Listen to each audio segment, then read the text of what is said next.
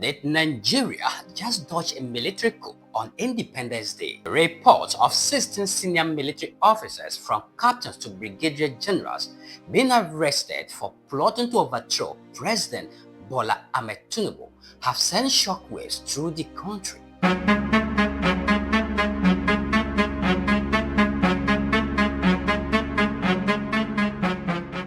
But now, the Nigerian Defence Headquarters has finally broken its silence, and what they are saying is both bold and shocking.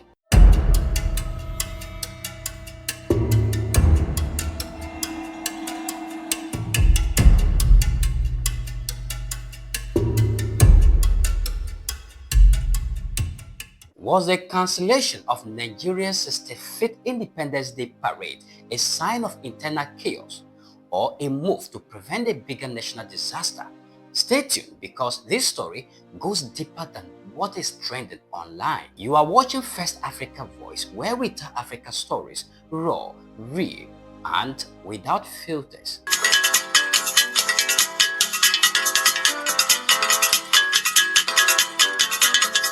Ladies and gentlemen, welcome to the channel. My name is Paul Lingua. Now, let's delve into the story and break it down together. Nigeria's Independence Day, October 1st, is usually a grand celebration. Military parades, presidential speeches, colorful ceremonies across Abuja and beyond. But this year, everything changed. Just days before the event, President Bola Ahmed Tinubu cancelled the Independence Parade, citing strategic engagement abroad and the need for the armed forces to stay focused on ongoing military operations. He still gave a national address, but there were no parades, no marches, and no fireworks. And that is when the rumors began. Because just hours after that announcement, reports began flooding the media. 60 military officers arrested.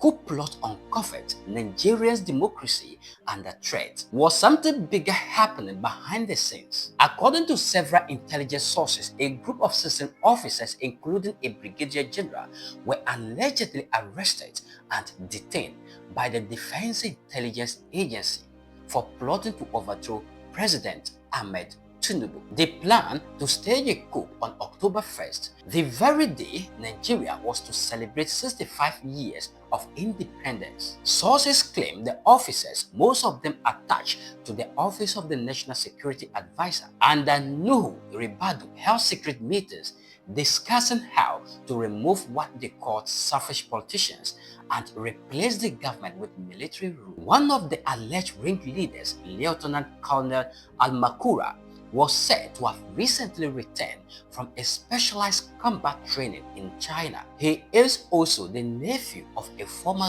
governor, Tanku Al-Makura, adding another layer of political intrigue to the story. But here is where it gets even more confusing.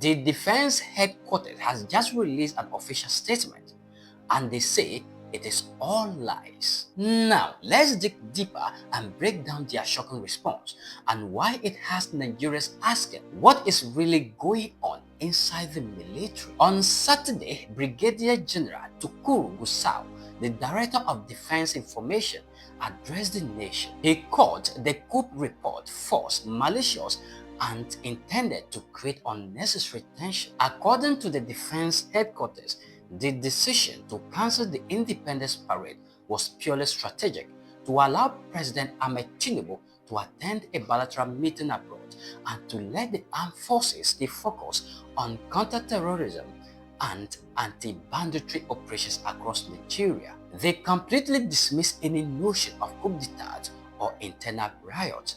But that didn't stop Nigerians from asking tough questions. If the story was entirely false, why were multiple officers suddenly detained? And why are none of their families allowed to see them? Someone isn't telling the full story. Intelligence insiders continue to insist the coup talk wasn't baseless.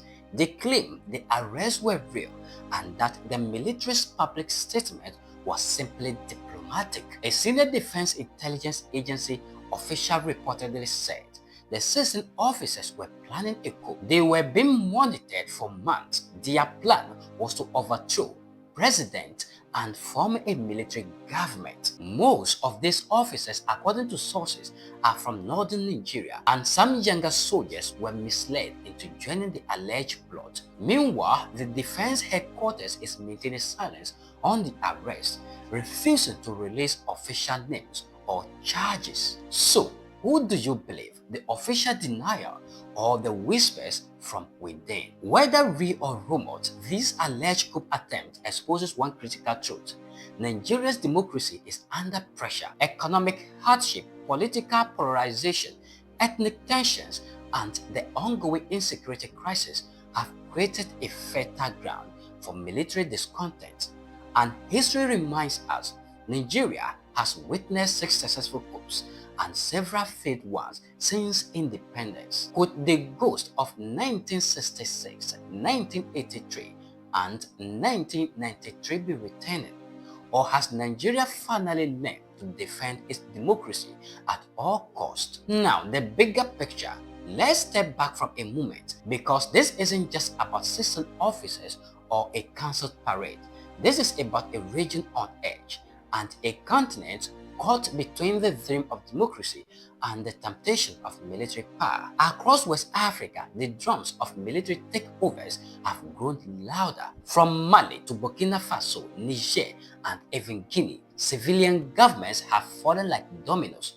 And now, whispers of a coup in Nigeria, the giant of Africa, send shivers through the entire region. If Nigeria, Africa's largest democracy, largest economy, and the backbone of ECOWAS, were ever to fall to a coup, the entire democratic architecture of West Africa will collapse overnight. Internally, Nigeria is fighting on many fronts. Terrorism in the north, banditry in the northwest, secessionist movements in the southeast, and economic pain everywhere. Add to that the growing frustration within the military ranks, officers who feel underpaid, overstretched, and underappreciated, and you begin to see the perfect storm building beneath the surface. When soldiers start to feel that politicians are enriching themselves while the nation bleeds, history warns us they start to dream of saving the country.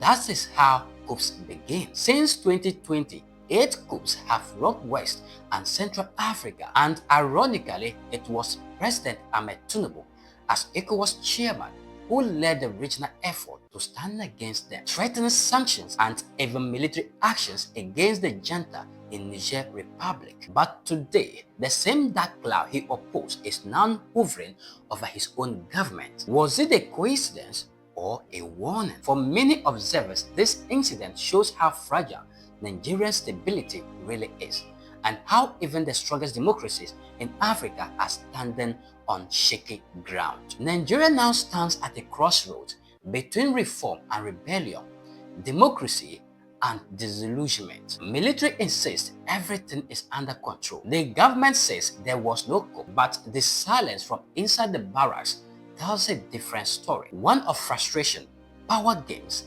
and mistrust. And as ordinary Nigerians struggle with inflation, insecurity, and political fatigue, one truth becomes clearer. If the nation doesn't fix its internal cracks, someone, somewhere will try to break it open again. The real question isn't whether a coup happened or not.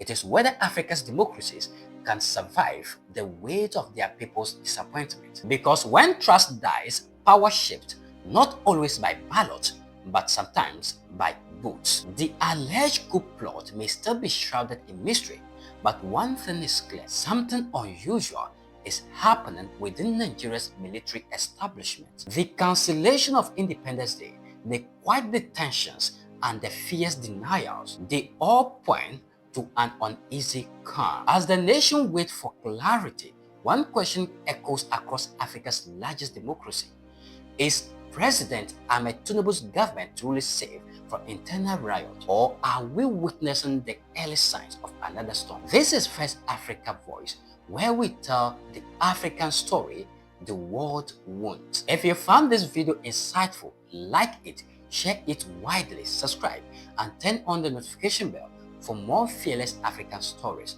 Remember, truth is power, and Africa deserves both. Until next time, think for Africa, stand for Africa, and keep your voice loud. Well, the dew of the day has crept upon our thoughts, and nature must obey its necessity. Here is where we bring down the curtains. Until we meet again, my name is Paul Lingua, the Africa Orator.